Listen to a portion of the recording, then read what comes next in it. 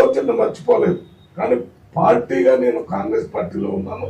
దానికి అనేక కారణాలు ఉన్నాయి. అవి మేము పార్టీ సిద్ధాంతం దాని గురించి మాట్లాడేది వేరే వేదిక మీద మాట్లాడతాను.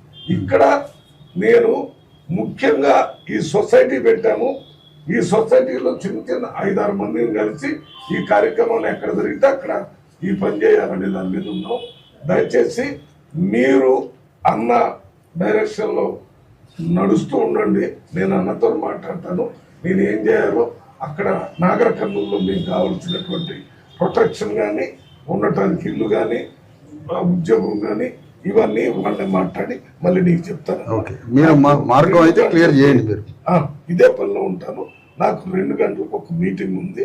నీ కోసం ఉండాలని వచ్చాను నేను తప్పనిసరిగా. నేను ఈ పనిలో ఉంటానమ్మా.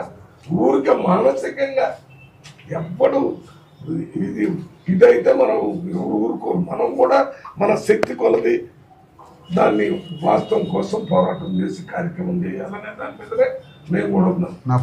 చూడండి రూమ్ లో నేను 5వ తరగతి నుంచి ఎంబీబీఎస్ దాకా ఈ సోషల్ వెల్ఫేర్ హాస్టల్లో చదువుకున్నా. అంటే మంచి నీళ్ళ లాంటి పప్పు పురుగులన్నం అవన్నీ తిని ఎంబీబీఎస్ వచ్చినప్పుడు సగమే ఎంబీబీఎస్, సగం హాస్టల్లో సీట్లు రావాలని నేను మొత్తం హాస్టల్ సీనియర్ ప్రెసిడెంట్ చేశాను. అవన్నీ హిస్టరీ చేశాను. నేను కూడా అట్లనే చేశాను. కాకపోతే ఎంపీగా అయ్యాను కాబట్టి నేను కొంచెం ఆ లైన్ ఆఫ్ దాంట్లో ఎక్కువగా మాట్లాడే స్థితిలో లేను.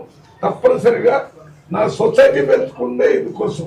నేను ఒక సొసైటీ రిజిస్టర్ చేయడానికి కారణం ఏంటంటే అది కాకుండా ఈ రకంగా చేయడానికి అవకాశం ఉంటుందని ఈ మధ్యనే 5-6 నెలలు అయింది. అది అక్కడ ఢిల్లీలో కూడా ఆఫీస్ పెట్టాము.